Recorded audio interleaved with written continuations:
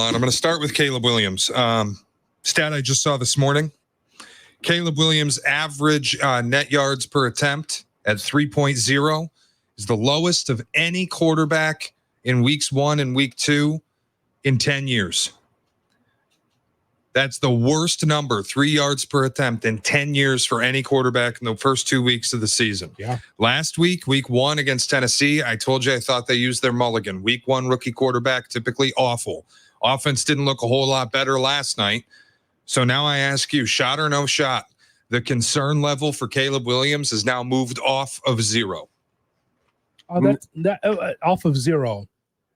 1, 2, and the reason why you have concern, it's not just about Caleb, Cap. Think about the question he's asked. It's about Caleb in the offensive line. Yeah, my concern level is at 0. Completely at 0. He was under siege. Now, you may get him killed. Like if I'm Tyson Bagent, I'm getting stretched.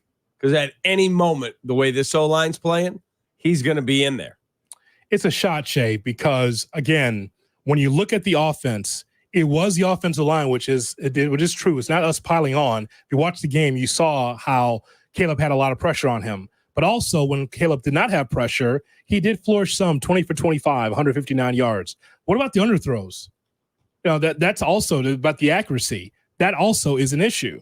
Shane Waldron, also an issue. So I think that's all encompassing. When we talk about the offense and Caleb Williams, it's all part of the same conversation. So I think that's a shot. Absolutely. Because you don't want him to be crippled. You want him to be out there healthy enough to play for 18 plus games this season, don't you? Correct. Okay. So no, it's a shot. There was also a play later in the game where Caleb ripped a deep ball down the sideline. And again, like fired at 100 miles an hour, missed, I think it was DeAndre Carter by about 10 full yards.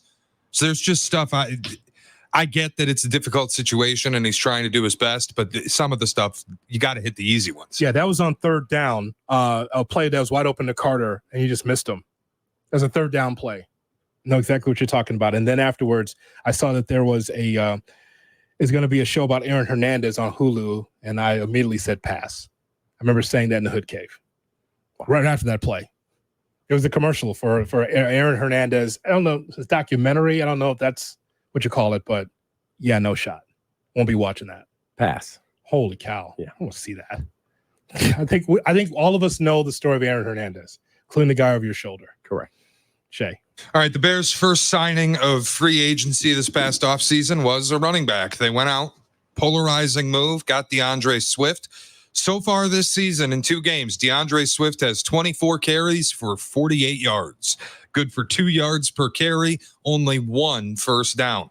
The wrap on Swift in Philly, I said this all offseason, he actually ran below his expected yardage behind one of the best offensive lines in football, struggled to get through contact, declined as the year went on.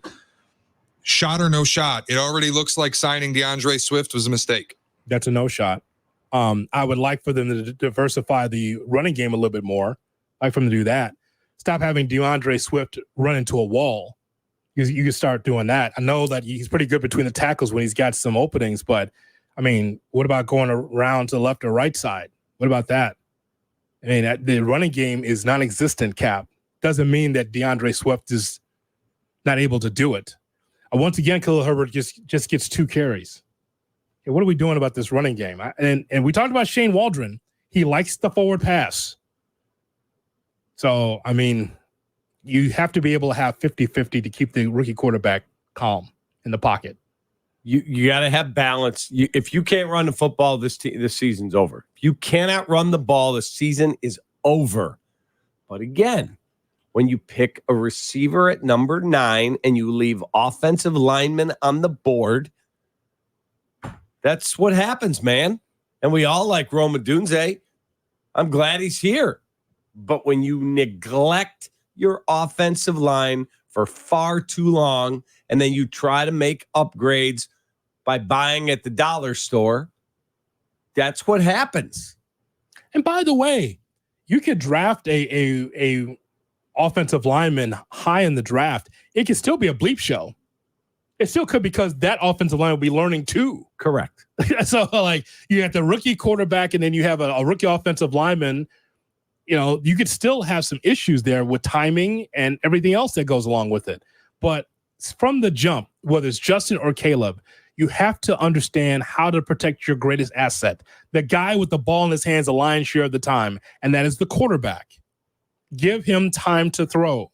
We're not asking for 8-9 seconds. We're asking for at least 2.75 so he can be able to survey the scene and do something. Run with the football or throw it. Go back to the 2021 draft and let this be a lesson to Ryan Poles. The 2021 draft, the Cincinnati Bengals took the shiny toy, Jamar Chase. Now they got contract squabbles, and he's not happy. And what did the Lions do? They took Penei Sewell, who's already locked up through the rest of the decade. He's the best right tackle in football. They've got Taylor Decker and Frank Ragnow. They added to their O-line. The Bengals yesterday, our offensive line's killing us. Yeah, because you didn't put money into it just like the Bears didn't. Shay. All right, also this offseason, talk about it. The biggest thing we lamented was the lack of meaningfully addressing the trenches, not just the offensive line, also on the defensive line. And yesterday, the lack of talent really on the offensive line reared its head. Caleb pressured on nearly half of his dropbacks, sacked 7 times, pressures on almost half of his dropbacks, a completely ineffective run game, just 3.2 yards per carry. Should have been 8 sacks, probably could have been 9. Shot or no shot. This was actually worse than the O-line in Justin Fields' 9-sack game in Cleveland. Nothing's worse than that. Yeah, nothing's worse than that. You weren't in town then. I watched that game. Last night I got flashbacks. Yeah, nothing's worse than that. That was worse. Because just the storylines leading into it. Because Matt Nagy kept telling fans in the media that Justin was not ready. He can't play yet. He can't play yet. It's going to take time. And he was pressing the service. And the thing that really pissed me off about that is that, okay, you have to have a game plan. If your starter's not ready and Justin Fields has to be the quarterback, then you have to find a game plan that can support the young rookie quarterback. There was no fullback to chip. There was no tight end to help. It was just the 5 little things of silly putty that was trying to defend Justin Fields, and it did not work. He got railroaded because there was no plan. No plan for Fields, but also no plan from the coaching staff to protect him. That was horrible. That's as bad, along with Cutler, that's as bad as I've seen on the offensive line in the modern day. The Cutler Giants game. Yeah. He got sacked, 10 times. And we've seen a lot, Cap, you and I. We've seen a lot of offensive line play that wasn't very good. Right. I mean, in the modern era, that's about as bad as you'll find. Right. Last night was not good, but it was not close to the Cleveland game. Because the Cleveland game, you lost, 26-0. Why does that stick in my head? Something like 23-6, maybe? Something. It was a blowout. Yeah, they got destroyed. They were never in the game. Well, that's the biggest difference, and it's my next question. The offense was terrible, yeah, but the defense was excellent. Again, limiting Houston to 19 points. Consistently got off the field on third down. I think it was 4 for 14. Houston on third downs. Added a takeaway late with a fumble recovery to bring their takeaway total on the season up to 4 in 2 games. Shot or no shot, this is a top 5 defense. That's a shot. That's a shot, Cap. I mean, and again, going through the season, the offseason, we were saying, beside Montez Sweat, who can get to the quarterback? Well, it's starting to be answered, isn't it? Yep. They got a sack out of Sanborn. They had to bring some heavy pressure. To go back to your point about adjustments, they did adjust and really did a good job at slowing the running game. Like Joe Mixon. Joe Mixon had 158 yards a week ago, and the Bears did a really good job against him. The Texans scored 3 points in the second half. That's it. Yeah. Now, did I like the end of the first half after the Bears scored? And why'd you snap the ball so quickly on second down? Because it allowed them to have time the other way. Mm-hmm. And Kaimi Fairbairn is phenomenal. Phenomenal. Yeah. What he did last night made history. It's never, ever, ever happened. 3 50-yard field goals in both games this season. No other kicker in NFL history has done that twice in their career. And he did it in 2 weeks. So this is not hyperbole on the part of Tirico and Collinsworth, right, Shay? Like, the kickers are just awesome. They've gotten too good. I've been thinking about it this season because, like, watching Brandon Aubrey drill the dead ball from 66 yards the other day.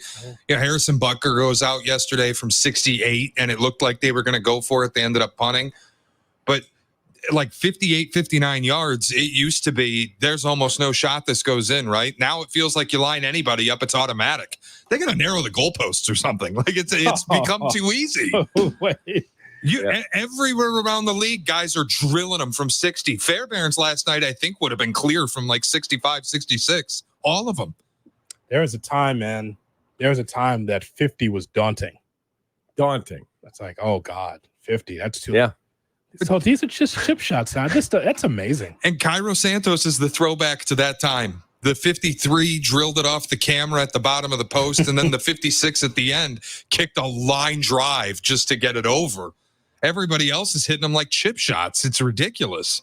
This damn gimmick league that we're in now, watching the National Football League. So if you hit the camera, it still goes in for 3. Okay. What are we doing? Because the camera's already through the upright. Get the camera out of there.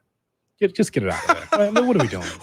we don't need that NBC. Get rid of it. Just get it. Just move it out of the way. Let's just get the guy to kick it. All right. Let's move the camera out of the way. Let's not like, make the rules murky. Just get it.